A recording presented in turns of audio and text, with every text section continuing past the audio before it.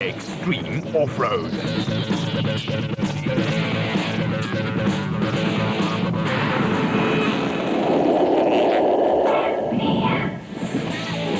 For the first time in the history of the sport in South Africa, the off-road circus pitched its tent at the spectacular Victorian Alfred Waterfront, Cape Town, for an expo. For fans and enthusiasts of the sport, it was a chance to rub shoulders with the stars of the scene, as well as ask the backroom boys, the crews, a few questions.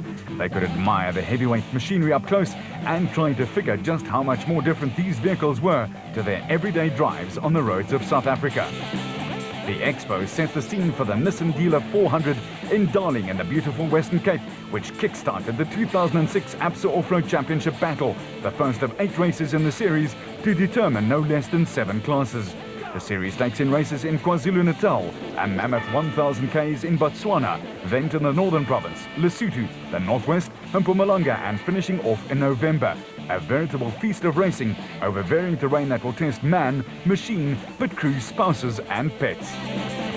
In Darling, there was an air of expectation as there was the normal start of the season jitters. What with several new teams, new signings to old teams, and old and settled combinations getting ready to do battle over 400 kilometers in and around the town that satirist Pieter Dirk Uys and his alter ego Evita Besaidnout made famous.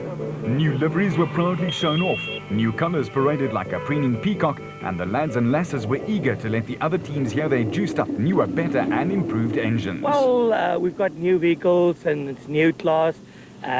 We're driving the new 4-litre Navaras, so I'm really looking forward to the new car. And we've done a bit of testing, but we haven't done an event till now, and I think it's going to be good. And we're very glad that Toyota is back in the same class, Ford is back in the same class.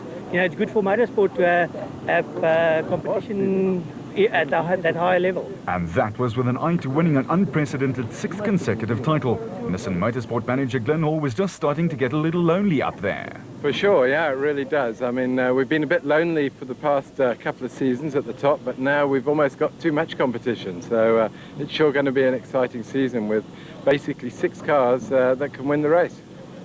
And I see you running the new Navara. Yeah, we've got the new 4-litre Navara, and we're really excited about it. It's got fantastic torque and different suspension configuration, so it's looking good. We're not after performance, we're actually after reliability. And that word reliability is the key to winning in this game. The Team Ford Ranger 4-litre was making its debut in the SP class, and former national champ Neil Woolridge felt like he was doing exactly the same thing. A bit rusty, not enough time in the seat, so we're really going to enjoy it, you know. I hate it when people say they're just going to take it easy, but I think we are going to have to use our brains a little bit today after being out of the car for a year, and a brand new car, brand new class, so I think we're going to have to look after it, but we're really looking forward to it, yeah. In Class D, Hugo de Bruin was competing in his Castrol Toyota Hilux 2.7. I think we've got good competition this year, especially from Crispus as we had last year, and we're against the Nissans, but I think the Toyotas will have a more advantage of being more reliable than the Nissan. So it's a new year. I'm looking very forward to it. It's going to be nice. It's going to be a long and a hard season. It's going to be a long, hard season. But as I said, we've got a exceptionally well-prepared vehicle. I think we don't have any... We have less power than the Nissans, but I think, as I said, the reliability is better than the Nissan. So hopefully it will go good for us. Hopefully we will can win another championship for Toyota. For Brian Martin, also in a Toyota, it's a dream come true. He's been building them for ages, now he can finally race them. I don't know why it never happened before. It's just one of those things. I really enjoyed building cars.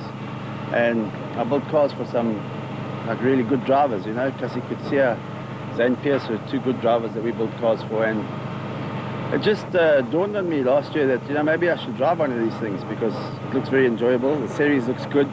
It's good competition. And I enjoy driving, you know. But the man has rally experience under his belt. Thus, racing is racing. It's all about skill and daring. But, you know, racing is racing. At the end of the day, whether you race circuit or whether you race off-road, it's still racing and it has the same goal at the end, you know.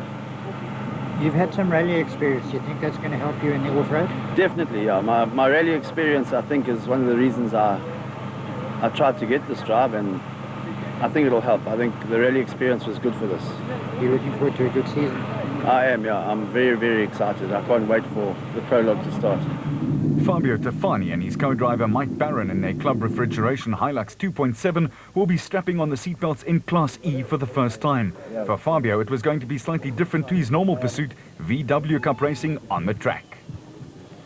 Yeah, it's quite a change, isn't it? I'm a bit worried, I must say. Haven't had much seat time in the car, so I'm a little bit worried we might get lost en route, but that'd probably be the most difficult part of it. I think driving it's probably easy. Bringing it home, everyone says, is the way to finish and to do well in the championship, so we'll see what we can do. In off-road racing, meticulous preparation is the second most important ingredient. Without great prep, one cannot have consistency. Prep has taken a lot of work out of us. It's also new to us. It's not a circuit race. It's not like my Polo Cup car. It's all new, the suspension, the gearboxes, and we've learnt, so I hope we've got it right and the car doesn't break down. The all-women's team of Anne Evans and Caroline Ueste in their Mitsubishi Pajero have buckets full of experience and knew that a good season in 06 would mean an all-out assault on the men in 07. Well, we're just hoping to finish the season successfully. This year would be mostly testing and getting the car perfect, and then next year we'll push hard to come to the front. Class B champ Evan Hutchison and co-driver Achim Bergman have taken the plunge and moved up a class in their Motorite Spec 2 bat. But they know they won't have it all their own way. We had good year in Class B, but we did find that there wasn't much competition there. So we've taken the step to move up to Class A this year. There's definitely a lot of strong competition out there. We've got a very, very nice car, so we should have a good chance of doing very well in Class A. But it's the first race, so we just want to go out, take it easy, make sure that the car's working good, that we haven't got any problems. I need to spend a bit of time getting used to the car. Yeah, hopefully by the end of the time trial or the end of the first race, we'll know how we should be able to shape up against the guys in Class A. Motorite was the only team to have secured their championship before the last race in 2005 and are bound to make Class A even more exciting. Meanwhile, Colin Matthews in the Century Properties Development bat had hero worship going for his brand new steed. Yeah, you just can't compare my old car with something like this. This is an absolute machine. Yeah, so I'm really looking forward to it. It's going to be a lot of fun. I'm not sure about the pace. I've got no idea what it's like out the front. So tomorrow we're going to find out.